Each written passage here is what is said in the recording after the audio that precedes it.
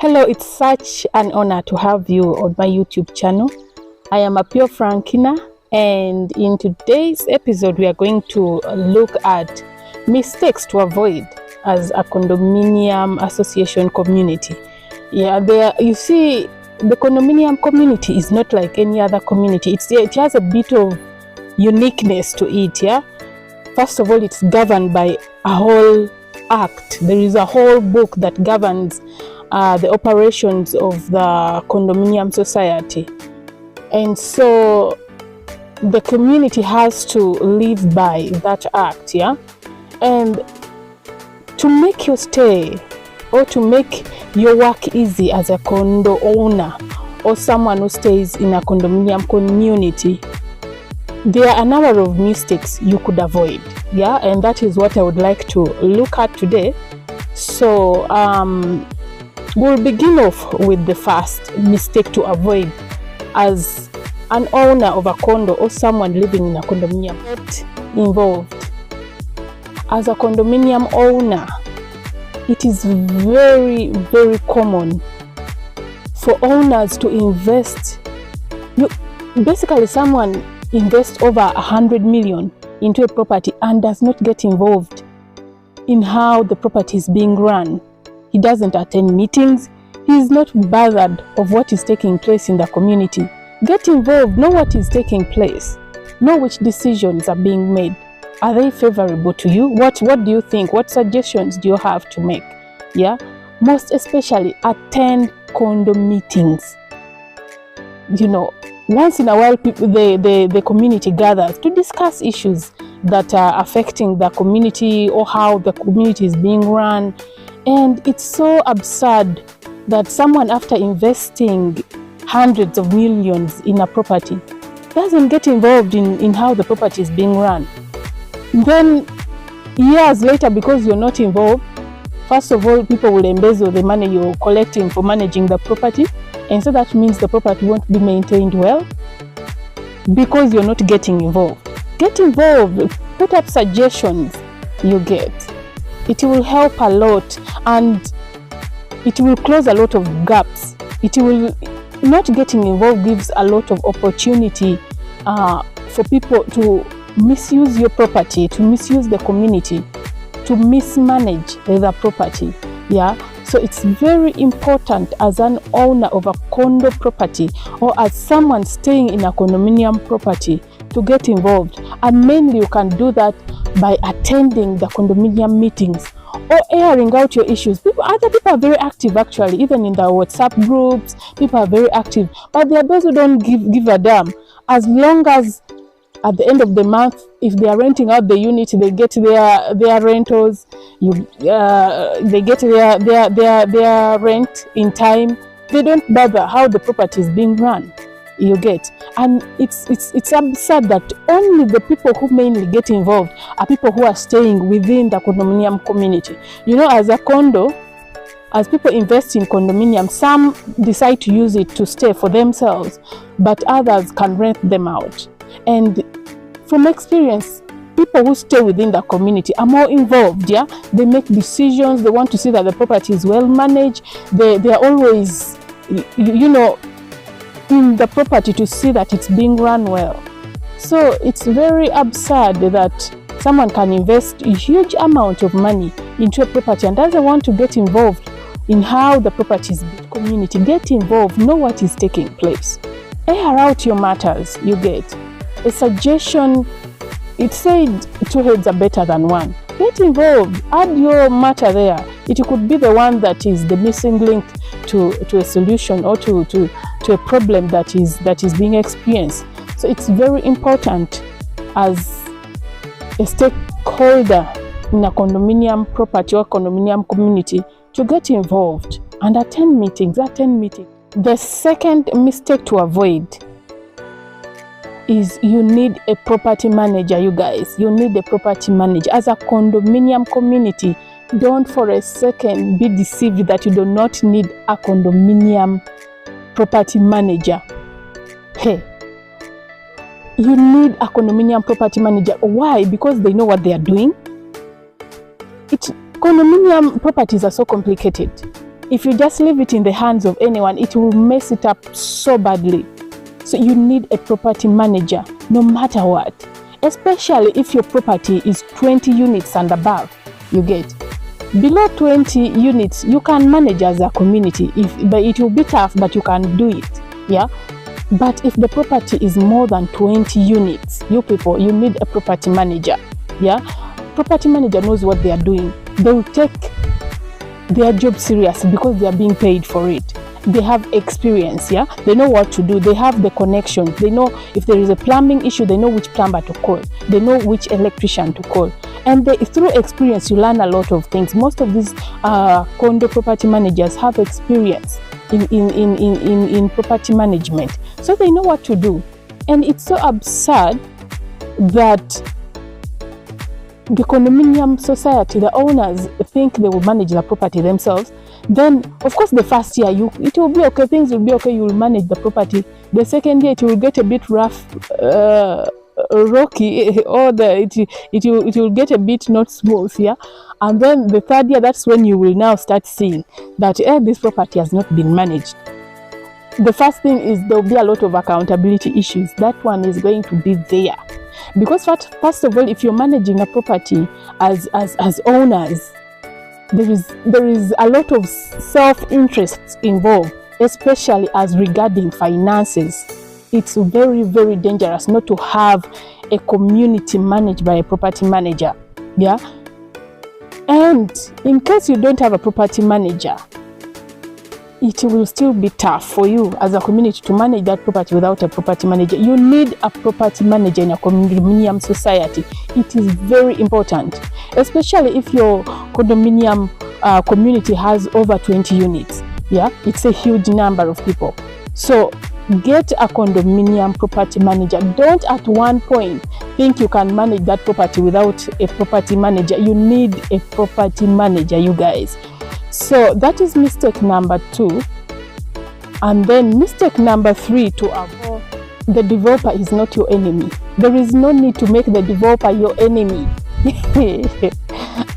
You see, when people talk about the developer, it's like there is the condominium society, and then there is a developer, and then there is war in between. Yeah, the developer is an enemy. You don't need to make the developer an enemy. Well, first of all, the developer is the one who has built that property. If something is your project, you hold it as a baby. You're so proud of it. You're so attached to it. So they look at that property as their baby. Their name will always be attached to that property. So if you make them an enemy, it's like making a baby an enemy to their parent. You get?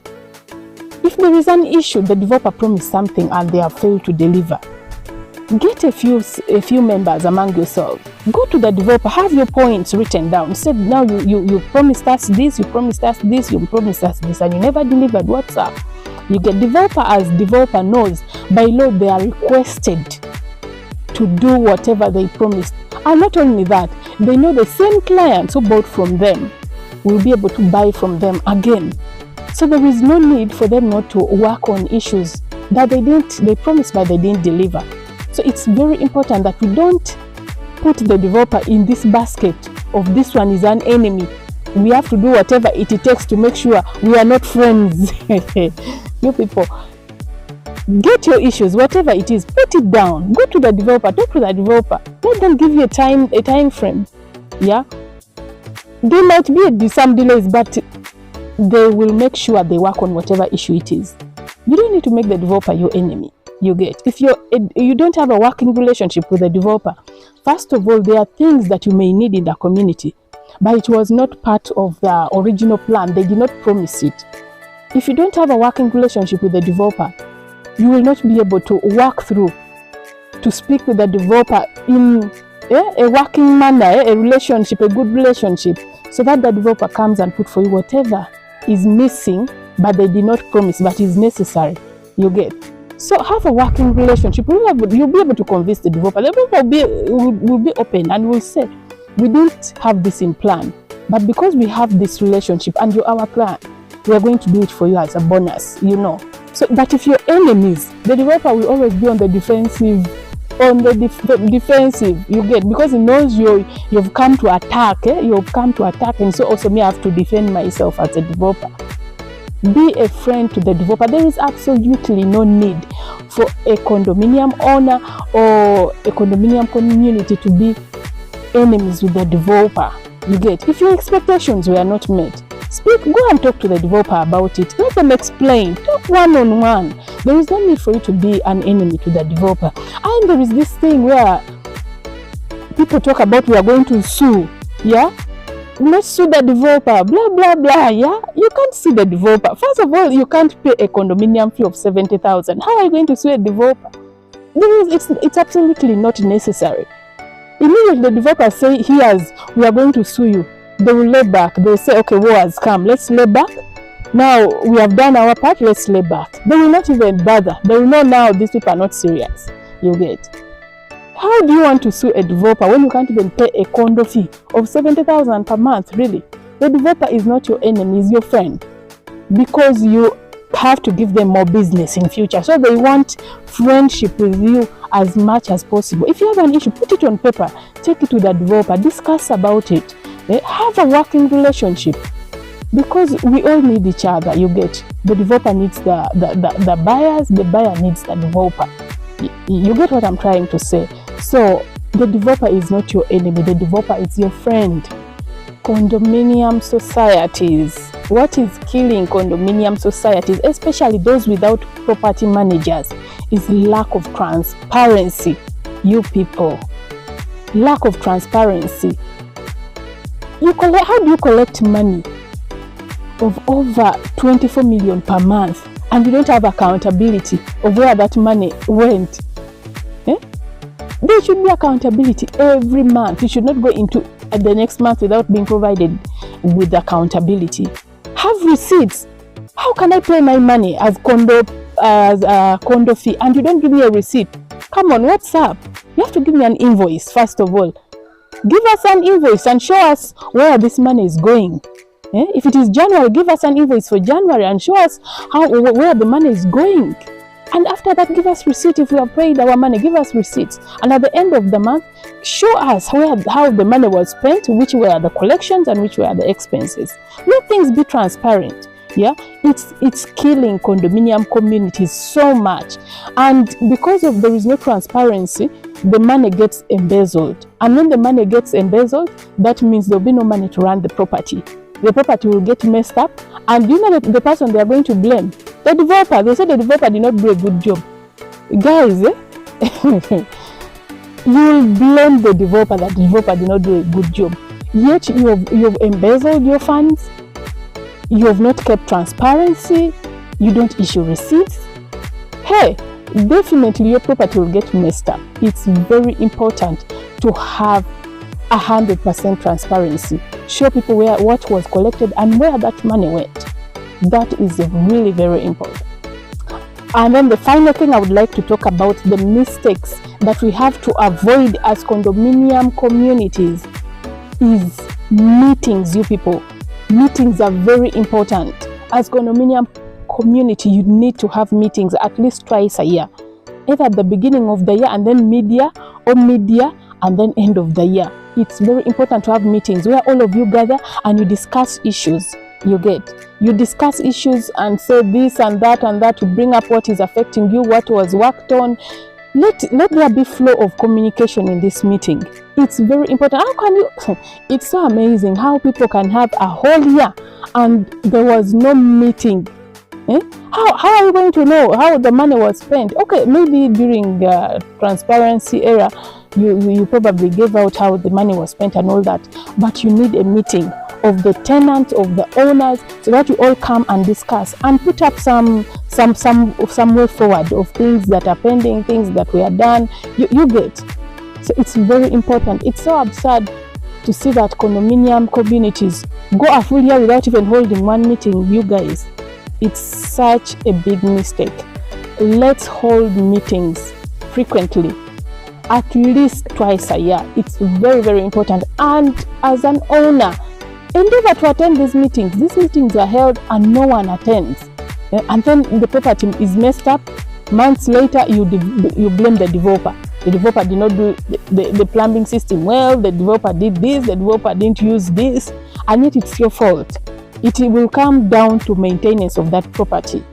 You get? That's why sometimes you will throw all these shades of, we are going to sue you, we are going to do this, and the developer will just sit back and look at you, because they know they did their part and they know where all their errors came from. You get? They'll defend themselves and you lose. You get involved, you people. Attend these meetings. It's very, very important to hold at least 2 meetings every year.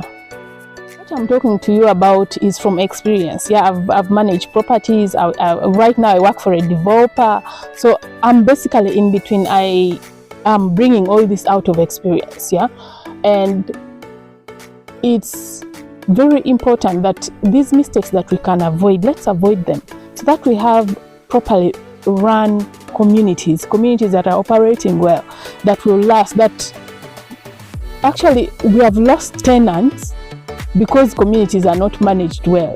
That has happened. Someone loses money for months because they have no tenant in the house, because of how badly the community has been managed. So it's very important. Let's put these are major. Of course, there are a few that have left out, but these are the major ones. Let's include this into our condominium communities and try to live a better life. From me to you, a word to the wise.